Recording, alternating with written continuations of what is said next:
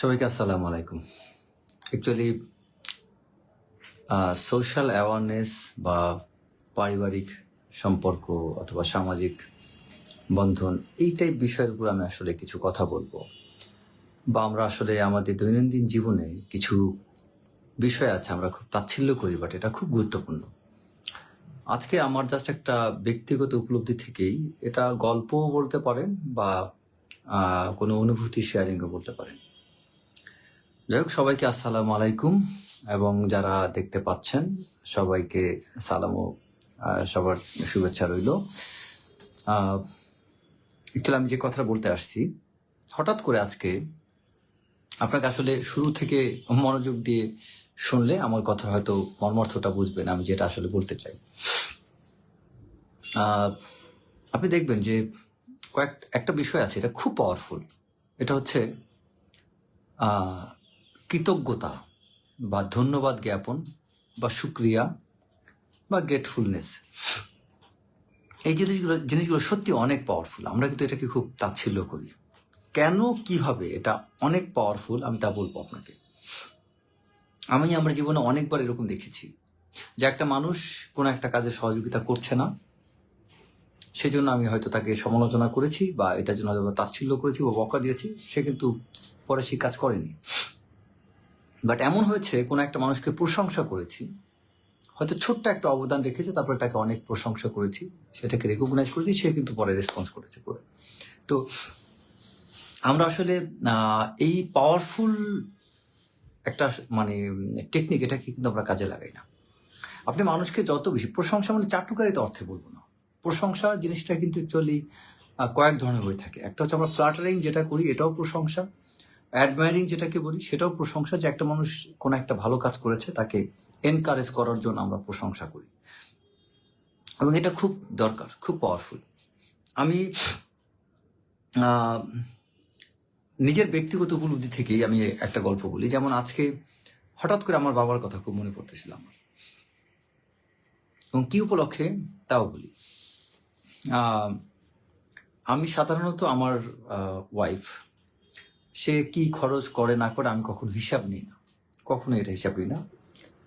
সে যদি বলে যে 5,000 টাকা লাগবে বা এত টাকা লাগবে, আমার সামর্থ্য অনুযায়ী সেটা আমি তাকে দিই। বা আমি আমার ইভেন যেমন আমার আমার আমার সবকিছুই তার কাছে, বলতে গেলে আমার ডেবিট কার্ড, ক্রেডিট কার্ড সবই তার কাছে। আমি কখনোই আমার ওয়াইফের কাছ থেকে কখনো কোনো হিসাব তো চাই না, বরং সে যেভাবে করে, কারণ আমি বিশ্বাস করি যে আমার সামর্থ্যের বাইরে সে কোনো কিছু করবে না, এই বিশ্বাস আছে, এবং সে বিশ্বাস সে ভাঙেনি।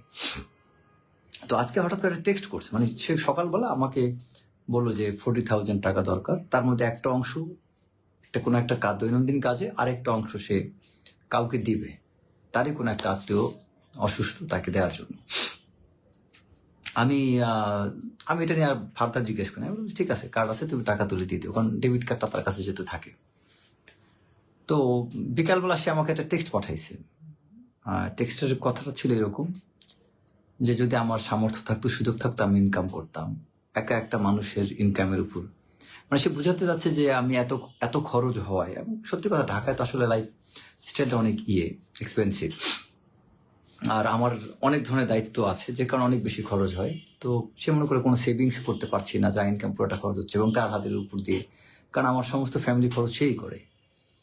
সো যে যদি তার একটা বাড়তি ইনকাম থাকতো, তাহলে হয়তো আমাকে সাপোর্ট করতে পারতো। একটা মানুষ এত খরচ করে, ট্রাস্ট মি, তার এই উপলব্ধিটা আমার সব কষ্ট দূর করে দিছে, এবং আসলে সে এটা সবসময় উপলব্ধি করে, এটা আজকে নতুন তা না। তো তখন আমার বাবার একটা কথা মনে পড়লো, যেটা আপনাদেরকে আসলে শেয়ার করার জন্য আমার লাইভে আসা। আমার বাবা প্রায় একটা কথা বলতো, আমরা অনেক ভাই বোন, আমরা একটা অনেক বড় পরিবারের মধ্যে বড় হয়েছি, আমার অনেকগুলো ভাই বোন, এবং আমার বাবা আসলে সত্যি কথা যে এই ভাই বোনগুলো, আমার ভাই বোন যে পড়াশোনা করেছে, এতগুলো ভাই বোন, আমার বড় বোন, আমার বড় ভাইরা, আমি সবার ছোট, এতগুলো মানুষ পড়াশোনা করেছে।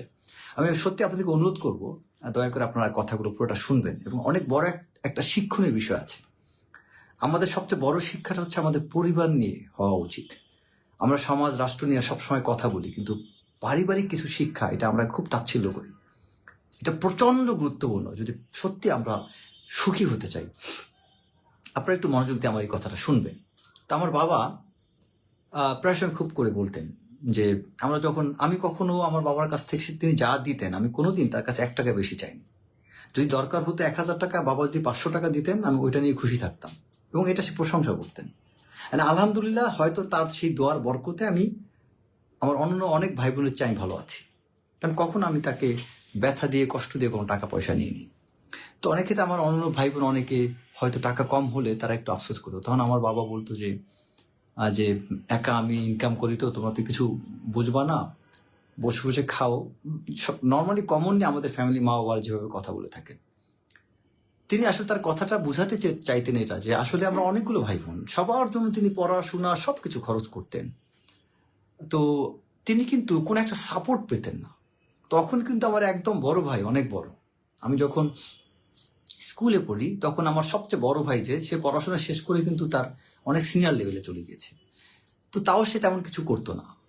আমি কখনো আমার ভাই বোন, বড় ভাই বোন কাউকে দেখিনি যে আমার বাবাকে বড় কোনো একটা কন্ট্রিবিউশন করছে, বাবাকে বলছে বাবা তোমাকে 5 লাখ টাকা দিলাম, তুমি এটাই করো। তো এই জিনিসগুলো কখনো হয়নি। তো এটা হওয়ার কারণে আমার বাবা সে এটা খুবই করতো না, বাট সে খুব বলতো যে তোমরা কখন এটা বুঝবা না, যখন নিজের সংসার হবে তখন নিজেরা বুঝবা। আজকে সত্যি যখন এই কথাটা মনে পড়ছে, আমার অন্তর থেকে আমার বাবার জন্য দোয়া আসছে। আমি তৎক্ষণাৎ আল্লাহর কাছে হাত তুলে দোয়া করছি যে আল্লাহ, তুমি আমার বাবাকে সত্যি ভালো রাখো, রাব্বির হামহুমা কামা রাব্বায়ানি সাগীরা, তাকে তুমি মাফ করে দাও। এবং আমি এই যে অন্তর থেকে আমার বাবার জন্য দোয়া আসছে, জানেন, এটাই কিন্তু সবচেয়ে বড় দোয়া, এই দোয়াটাই কবুল হয়।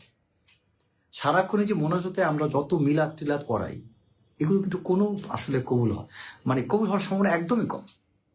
সন্তান এবং পিতা, বা সন্তান, পিতা মাতা এবং সন্তান, তার মধ্যে আল্লাহ তাআলা দোয়া কবুলের ক্ষেত্রে কোনো পর্দা রাখেনি, ডাইরেক্ট কানেকশন আল্লাহ রেখে দিয়েছে, এটা হাদিসের কথা। সো কোনো সন্তান যদি বাবার জন্য, মায়ের জন্য দোয়া করে, এটা একদম কবুল হয়ে যায়, পরিষ্কার সহিহ হাদিস। যারা হুজুর আছেন তারা ভালো আমার সাথে কথা বলতে করতে পারবে, রেফারেন্স সহ বলতে পারবে। সো আমার একদম মনের ভিতর থেকে আমার বাবার জন্য দোয়া আসছে, এবং আমার চোখ দিয়ে পানি চলে আসছে। আমার বাবা কত কষ্ট করছেন, বা মনে হতো যে একটাবার যদি বাবাকে যে বলতাম, আব্বা আসলে আপনি এত কষ্ট করেন, আমরা আপনাকে কিছু দিতে পারছি না, একটাবার যদি বাবাকে এই কথাটা বলতে পারতাম। এটা হচ্ছে আমার অ্যাকচুয়াল মেসেজ, যেটা আপনাদেরকে দেওয়ার জন্য এই কথাগুলো। আপনাদের যাদের সত্যি কথা বাবা মা বেঁচে আছে, এবং আপনজনে যারাই বেঁচে আছে, চেষ্টা করবেন একটু হলে রেকগনাইজ করতে। বিশ্বাস করেন, রেকগনিশনটা মানুষকে অনেক এনকারেজ করে।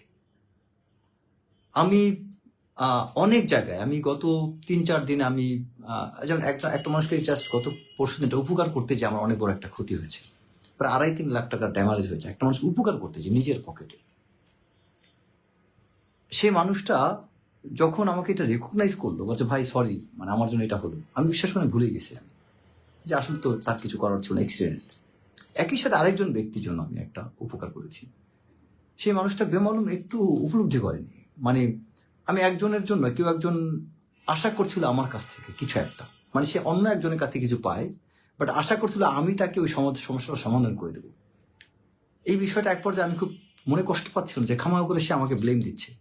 মনের কষ্টে আমি পরে সেই মানুষটাকে, তার সেই পাওনা জিনিসটা আমি নিজে অন্যের কাছ থেকে নিয়ে, বলতে গেলে এক কথা তার অনুমতি ছাড়াই আমি তার কাছে যাই, নিজে দিয়ে আসছি, এবং অপেক্ষা ছিলাম দেখি সে কি রিয়াক্ট করে।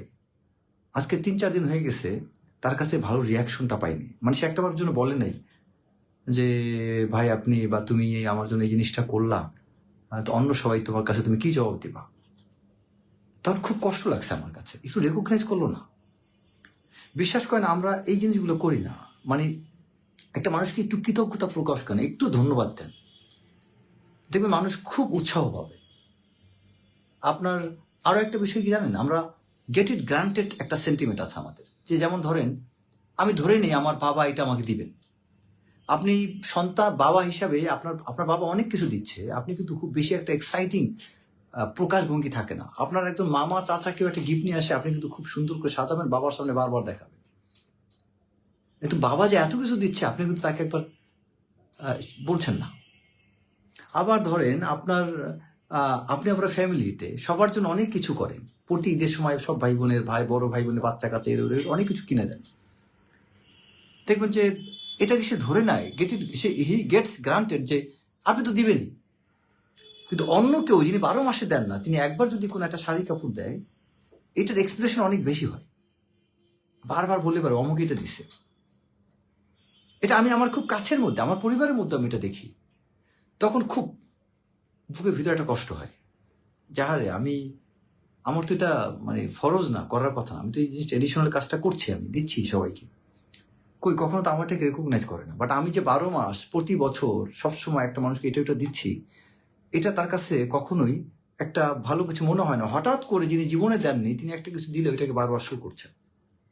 অথচ কিন্তু ইসলামে কিন্তু আপনার যে কোনো কিছু দিলে শুকরিয়া, ধন্যবাদ জ্ঞাপন করা, এটা কিন্তু সুন্নাত, প্রশংসা করা, যে আল্লাহ তোমার ভিতরে রহম করুক, আমি সত্যি খুব খুশি হয়েছি আপনি এরকম একটা কাজ করলেন।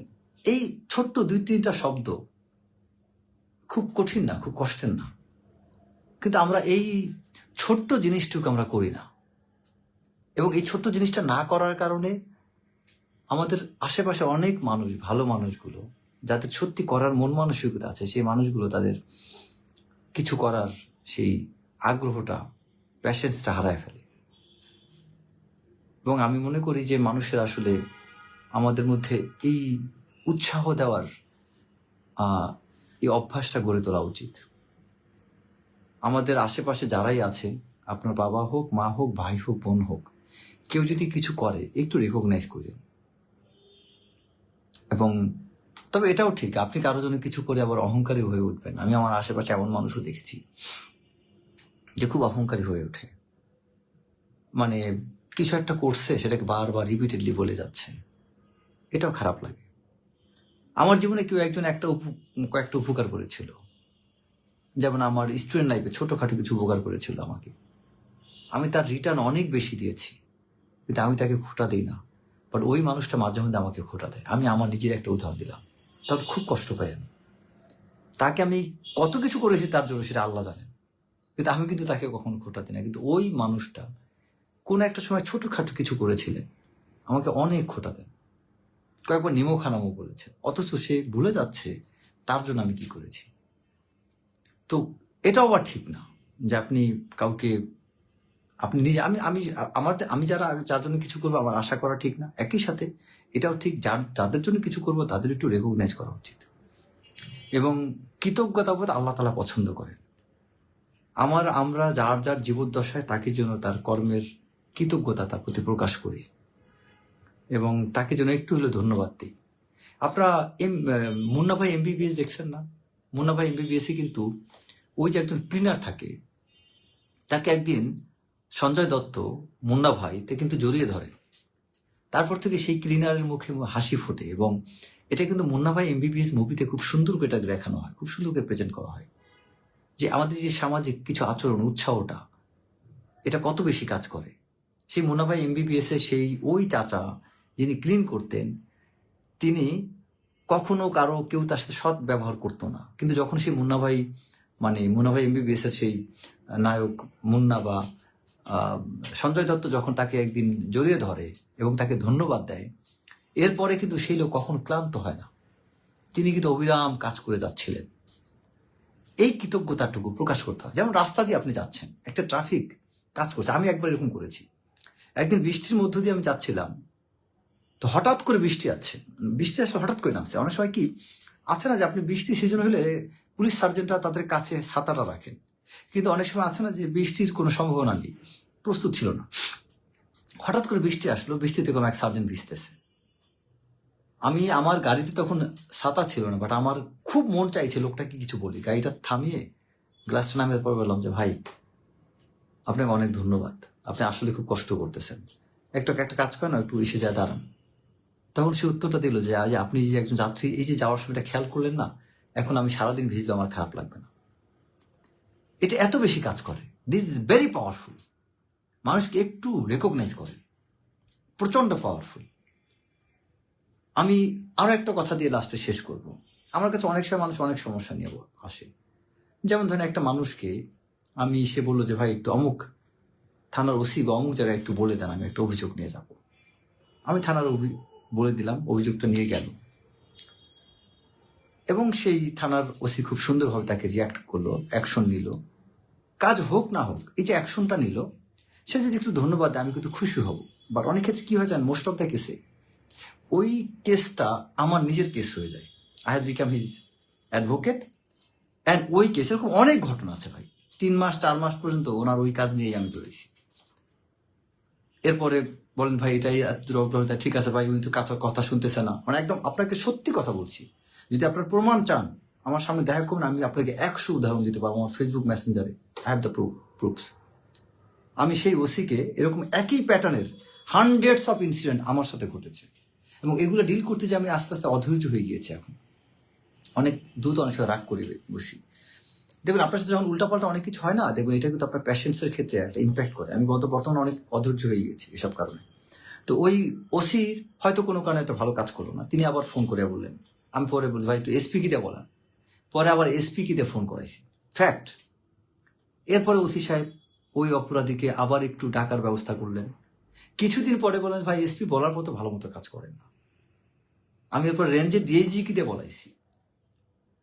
তার পরবর্তীতে ওই যে প্রতিপক্ষ তার, সে আবার আরেক জায়গাতে কাউন্টার তদবির করছে কোন এক এমপি কারো মাধ্যমে, বলে ভাই ও তো এরকম তদবির করছে, এর কারণে তো এখন এই ওসি তো আবার এসপি ডিআইজির কথা শুনে তো একটু কাজ ভালোই করছিল, এখন ওই যে কোন এক নেতা ফোন দিছে এই কারণে এখন আবার ভাই অসহযোগিতা করতেছে। তখন দেখা গেছে ওই জায়গায় আরেকজন কোন পলিটিক্যাল ইনফ্লুয়েন্সিয়াল ব্যক্তি দ্বারা ফোন করাইছি। আপনি একটু চিন্তা করেন, আমি আপনাকে তদবির করবো, হেল্প করবো, মানে এই যে আপনার কেসটা আমার কেস হয়ে যাবে। আমি গত 15 বছরে এই বিষয়গুলো এত বেশি ডিল করছি, এখন ভাই ভালো লাগে না, এখন একটু খারাপ ব্যবহার করি মাঝে মধ্যে। আমরা অল্পে তুষ্ট হই না, আমরা যত পাই নিতেই থাকি। আপনি জাস্ট চিন্তা করেন জিনিসটা, আপনার আমার জায়গায় বসান। আপনার জন্য আমি ওসিকে ফোনটা করে দিলাম, তিনি হেল্প করলেন, করার পরে প্রতিপক্ষ আবার তিনি একটা কোনো বাধা পেয়ে ওসি হয়তো কিছুদিন পরে আবার ভালো মতো রেসপন্স করছেন না, আমি আবার এসপি কিতে ফোন করাইলাম, তো ডিআইজি কিতে করাইলাম। এরপর এরকম করতে করতে আপনি আর কেসটাকে আমার কেস বানাই দিচ্ছেন আপনি। আর এই যেরকম জিনিস ডিল করতে যে আমি জীবনে কিছু শত্রু বানিয়েছি, তার একটা উদাহরণ, আরেকটা উদাহরণ বলি। একটা ছেলে আছে মাহির নাম, মাহির আফসার নায়ের। এই ছেলেটার কাছে এখন রাইট নাও আমার নিজের ক্যাশ টাকা, তার কাছে আমি 27 লাখ টাকা পাই। এই টাকাটা আজকে আমি এখন উঠে তুলতে পারছি না, কেন জানেন? এই মাহির আফসারকে আমি নিজে এক সময় উপকার করেছি। তিনি একবার গুলশান থানায় পুলিশ অ্যারেস্ট করছে, তখন রাত 4টার সময় আমি দৌড়ে গিয়েছিলাম, যে দেখি ওই ছেলেরই দোষ, কারণ আরেকজনের সাথে প্রতারণা করছিল, যে কারণে তাকে সেখানে বন্দি করছে। যাই হোক, সেই ছেলে একটা সময় যখন ওর সাথে আরেকজনের বিবাদ বাজে, যখন সেই ব্যক্তি আসলে রাইট ছিল, ও ছিল রং, সেই ব্যক্তির পক্ষে আমার অবস্থান নেওয়ার কারণে ওই ছেলে এখন লাপাত্তা পালাতক, আমার টাকা সে এখন দিচ্ছে না। কেন? কারণ ওর প্রতিপক্ষকে আমি মানে পক্ষ হয়ে ওর সাথে প্রতিবাদ করেছিলাম। এমন অনেক ঘটনা আছে ভাই। সত্যি কথা, মাঝে মধ্যে মনে হয় যে আল্লাহ আমার হার্ট অনেক শক্ত করে বানাইছেন, যে কারণে আমি এখন হার্ট অ্যাটাক করিনি। মাঝে মধ্যে মানুষ এমন অদ্ভুত টাইপ আচরণ করে, এমন অদ্ভুত কিছু ঘটনার মুখোমুখি হই, যে আল্লাহ সুস্থ রাখছে কিভাবে, আমি এটা অবাক হই। মানে আমার কেন এখনো হার্ট অ্যাটাক করি নাই। তো যাই হোক, সবাই দোয়া করবেন এবং চেষ্টা করেন সবাই মানুষের ভালো কাজকে রেকগনাইজ করতে, কেউ উপকার করলে অল্পে তুষ্ট হতে, তাকে ধন্যবাদ দিতে। কারো কাছ থেকে উপকার পাচ্ছেন মানে তাকে বারবার খালি ইনগেজ করবেন, এটা করেন না। ওই মানুষটার সীমাটা বোঝার চেষ্টা করেন। প্রত্যেকটা মানুষের ব্যক্তিগত জীবন আছে ভাই। আমরা যারা সোশ্যাল সার্ভিস দিই, সামাজিক সেবাগুলো করে থাকি, আমাদের তো ব্যক্তিগত জীবন আছে ভাই, পরিবার আছে, নিজের কাজকর্ম আছে, অনেক কিছু আছে। যদি হেল্প দরকার হয় স্পেসিফিক একটা বিষয় বলবেন যে ভাই অমুক জায়গায় একটা ফোন দেন, হোক না হোক, এটুক পর্যন্ত ঠিক আছে। কন্টিনিউয়াসলি এনগেজ করবেন না মানুষকে। এতে ওই মানুষটা হয়তো লজ্জায় পড়ে আপনার জন্য কথা বলবে, কিন্তু তার ভিতরে একটু হলেও কষ্ট লাগবে। আমি যেমন ধরেন এই যে আমার ড্রেস দেখে পড়তাম, আমি কিন্তু লাইভ করার জন্য এই ড্রেস পরিনি, আমি কিন্তু সারাদিন কাজ শেষ করে এইমাত্র বাসায় ঢুকে এই লাইভে বসলাম। তাহলে বুঝতে পারেন যে আমাদের ব্যস্ততা কেমন। আর আমি ধান্দাবাজি করে চলি না ভাই, চাকরি করি, অনেক কষ্ট করে পয়সা উপার্জন করি। ধান্দাবাজি করলে অনেক টাকা কামাই করতে পারতাম, আর ভালো একটা বেতন পাই, দ্যাটস ট্রু, সে কারণেই সরকারি চাকরির আশা করি না। ভালো কিছু অফার পেয়েও সেটা ডিনাই করেছি, কারণ সরকারি চাকরির বেতনে আমার চলবে না। আর সৎভাবে চলতে গেলে বেতনটা অনেক গুরুত্বপূর্ণ বিষয়। বাংলাদেশে যে কারণে করাপশনটা দূর হয় না। বাংলাদেশের স্যালারি স্ট্রাকচার অনেক খারাপ। এটা আরো বড় হওয়া উচিত, যাতে মানুষের দুর্নীতিটা কমে যায়। পাশাপাশি মাইন্ডসেটটাও ঠিক করা দরকার। অনেক কথা বললাম, সবাই ভালো থাকবেন। আসসালামু আলাইকুম।